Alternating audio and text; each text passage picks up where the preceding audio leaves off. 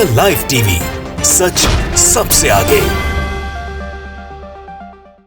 दोस्तों, मैं आदिल खान। आखिर भाजपा की क्या मजबूरी है कि विवादित जहरीले बोल बोलने वाले लोगों को अपनी पार्टी में प्रवक्ता के तौर पर पेश करती है और प्रवक्ता नियुक्त करने के बाद उन्हें टीवी डिबेट्स में भेजा जाएगा और उसके बाद वो वहां पर भी जहर उगलेंगे। ये वही लोग हैं जो किसी संगठन के या अपने ही संगठन के कार्यकर्ताओं के साथ मिलकर किसी फिल्म का विरोध करते हैं, किसी को भी मारने पीटने लगते हैं और दूसरों को मार देने की धमकी भी देते हैं, यहां तक कि कत्ल को भी जस्टिफाई ठहराते हैं और ऐसे ही लोग भाजपा के प्रवक्ता बनते हैं। तो फिर यह सवाल उठता है कि ये पार्टी आखिरकार किस सड़क पर या किस रास्ते पर चल रही है। ये जहां पर ट्रांसपेरेंसी की बात करती है, भेदभाव की बात नहीं करती है, सबके साथ सबके विकास की बात करती है, ये बात करती है कि किसी भी तरीके के ना जुर्म को बख्शा जाएगा, ना ही उसे बर्दाश्त किया जाएगा, ना ही उसका समर्थन किया जाएगा, ना ही उसका संरक्षण किया जाएगा। लेकिन उसके बावजूद ऐसे ही लोग जो जहरीले बयानबाजी देते हैं या जो समाज में बंटवारे करते हैं या फिर जो एक समुदाय को टेरराइज करते हैं, उनको धमकाते हैं और दूसरे को उनके खिलाफ लामबंद करते हैं, क्या ऐसे लोग अपराधी की श्रेणी में नहीं आते? क्या ऐसे लोगों के कृत्य अपराध की श्रेणी में नहीं आते? और ऐसे ही लोगों को प्रवक्ता बना देना। मैं तो बात कर रहा हूं अम्मू की, लेकिन क्या बीजेपी का यही चाल चलित चेहरा है सभी के लिए और सभी इस राज्यों में? क्या यही पैमाना है लोगों को प्रमोट करने का? और ऐसे लोग पार्टी की जरूरत क्यों है? ये सवाल भी तो उठेगा ना। चलिए खबर पूरी खोलकर बताता हूं कि है क्या। दोस्तों, हरियाणा के भाजपा प्रदेश अध्यक्ष ओम प्रकाश धनखड़ ने शुक्रवार को नई टीम की घोषणा कर दी, जिसमें कई नेताओं को प्रकोष्ठों में संयोजक और सह संयोजक के साथ ही मीडिया विभाग में अहम दायित्व सौंपे गए। इसमें गुरुग्राम को अहमियत देते हुए 12 नेताओं को शामिल किया गया। इनमें करणी सेना याद है आपको, जिसने पद्मावत फिल्म का विरोध किया था। करणी सेना के राष्ट्रीय अध्यक्ष सूरजपाल अम्मू को प्रदेश प्रवक्ता की अहम जिम्मेदारी सौंपी गई है। प्रदेश में 8 नए प्रवक्ता बनाए गए हैं, जिसमें गुरुग्राम से सूरजपाल अम्मू को शामिल किया गया है। अब अम्मू जैसे विवादित या जहरीले बयानवीर को बीजेपी ने फिर से अपना प्रवक्ता बनाया। इससे पहले भी थे। तो लोग ये सवाल पूछ रहे हैं और बीजेपी के अपराध के खिलाफ जीरो टॉलरेंस की नीति पर सवाल भी उठा रहे हैं। भड़काऊ या जहरीला बयान भी तो अपराध ही होता है ना दोस्तों। तो फिर अपराधियों का साथ या अपराधियों को साथ लेकर आगे कैसे बढ़ेगी बीजेपी और दूसरों को नसीहत कैसे देगी? यानी खुद को वसीयत और दूसरों को नसीहत, ये कैसे चलेगा? अब बीजेपी के इस फैसले पर लोग पूछ रहे हैं कि बीजेपी को सूरजपाल अम्मू जैसे जहरीले लोगों से इतनी मोहब्बत क्यों है कि पार्टी उसे बार बार अपना प्रवक्ता बना लेती है। यह पार्टी का विशेषाधिकार जरूर है, लेकिन कम से कम बंदे का बैकग्राउंड तो देखो। क्या बीजेपी की नजर कट्टर हिंदू वोटों पर है? क्या बीजेपी की नजर मुसलमानों से हद दर्जे की नफरत करने वाले वोटरों पर है? अगर हम ट्विटर पर जाकर देखें तो लोग कुछ यही कहना चाह रहे हैं और हम उन्हीं के साए में ये सवाल उठा रहे हैं। अब जिन कटु शब्दों का मैंने इस्तेमाल नहीं किया वो ट्विटर पर उठ रहे हैं। सुनिए। पूर्व में पत्रकार रहे और मौजूदा वक्त में राष्ट्रीय लोकदल के नेता प्रशांत कनौजिया सूरजपाल को आतंकवादी तक लिखते हैं। वो ट्विटर पर सवाल उठाकर लिखते हैं कि आतंकवादी सूरजपाल अम्मू को भाजपा ने कैसे अंदर लिया? भाजपा ने हरियाणा का प्रवक्ता बनाया है, ये आतंकवाद से लड़ेंगे? वो सवाल पूछते हैं, ये आतंकवाद से लड़ेंगे जो उसी की भाषा में बात करते हैं? यानी ये तो खुद आतंकवादी को पद बांट रहे हैं। मतलब बीजेपी से पूछ रहे हैं, आप आतंकवादियों से लड़ेंगे? आप आतंकवादियों को पद बांट रहे हैं। वो सूरजपाल अम्मू को आतंकवादी कहते हैं। एक और पत्रकार हैं पुनीत कुमार सिंह, उन्होंने बीजेपी के इस कदम पर लिखा है, एक समुदाय विशेष के खिलाफ भड़काऊ भाषण देने और नफरत की खेती करने वाले सूरजपाल को भाजपा ने अपना प्रवक्ता नियुक्त किया है, जबकि उमर खालिद, सुधा कप्पन, सिद्दीक कप्पन, स्टेन स्वामी, नताशा को यूएपीए के तहत जेल में बंद किया है।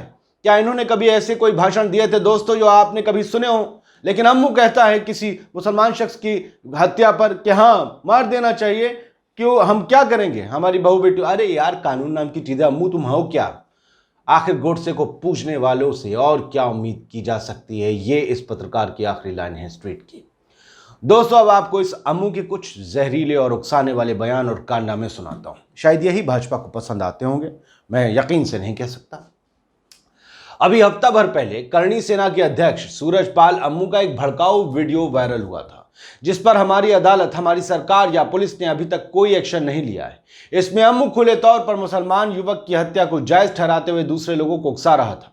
इस वीडियो में वो कह रहे हैं कि वो जो वो कह के लफ्ज ले रहे हैं वो मुसलमानों के लिए है। वो यानी कि मुसलमान हमारी अश्लील वीडियो बनाएं और हम उनकी हत्या भी ना करें, यानी हत्या का अधिकार चाहिए। अमू में आसिफ हत्याकांड में पकड़े गए आरोपियों को लेकर आयोजित महापंचायत को संबोधित कर रहे थे, उनको रिहा करवाने के लिए। लोगों को संबोधित करते हुए अम्मू ने कहा कि आसिफ जैसे लोग हमारी बहन बेटियों की अश्लील वीडियो बनाएं और हम उनकी हत्या भी ना करें। हमारे बच्चे निर्दोष हैं, उन्हें छोड़ा जाए। महापंचायत में उनकी बात को सुनने के लिए हजारों की संख्या में भीड़ जुटी थी। यानी एक हत्यारे के आरोपियों को आजाद करवाने के लिए ये लोग महापंचायत करते हैं और बीजेपी ऐसे लोगों को प्रवक्ता बनाती है। ये लोग एक युवक की हत्या को जायज ठहराते हैं, उसका समर्थन करते हैं और उकसाते हैं लोगों को। ऐसे लोगों को बीजेपी प्रवक्ता बनाती है। यही है पार्टी विद डिफरेंस। इसी से चलेगा देश। ऐसे लोगों की क्या जरूरत है जब आपके पास एक मजबूत जनाधार है? अच्छे लोगों को लाइए। बीजेपी तो अच्छे प्रवक्ताओं की पार्टी है, ऐसे लोगों की क्या जरूरत है? दोस्तों, अक्टूबर 2020 में हरियाणा के फरीदाबाद में तौसीफ नाम के लड़के ने निकिता तोमर नाम की लड़की की हत्या कर दी थी। इसके बाद सूरजपाल अम्मू मृतका नितिका तोमर के घर परिजनों से मिलने पहुंचे। जहां मीडिया से बात करते हुए उन्होंने कहा था कि करणी सेना निकिता हत्याकांड में खून के बदले खून की मांग करती है। ये अलग इंसाफ चला रहे हैं, कहते देते हैं तालिबानी ये वो, और वही बातें करते हैं, खून के बदले खून की मांग करते हैं। उन्होंने कहा कि अब देश में लव जिहाद नहीं होने दिया जाएगा। लव जिहाद का लफ्ज भी कहां से निकला आपको पता, किस चर्सी ने निकाला है। जहां निकिता की हत्या हुई है वहीं आरोपियों को फांसी देने की मांग की जाती है। अम्मू साहब ये नया इंसाफ ला रहे हैं। दोस्तों, अब बात 30 जनवरी 2020 यानी दिल्ली के दंगों से 26 दिन पहले की। तब दिल्ली के शाहीन बाग में एंटी-सीएए प्रोटेस्ट चल रहा था। शाहीन बाग पर करणी सेना के राष्ट्रीय अध्यक्ष सूरजपाल अम्मू ने कहा था कि दिल्ली पुलिस अगर नाकाम है तो करणी सेना जवाब देने के लिए तैयार। मतलब दिल्ली पुलिस को यह बंदा नाकाम बता रहा और अपने आप को ताकतवर। कहां है इसकी ताकत? उन्होंने कहा कि हम पहले छेड़ते नहीं और हम बाद में छोड़ते नहीं हैं। अगर हम तोड़ने पर आ जाएं तो जबड़ा तोड़ देंगे। अम्मू ने कहा था कि देश में हिंदुओं को गालियां दी जा रही हैं।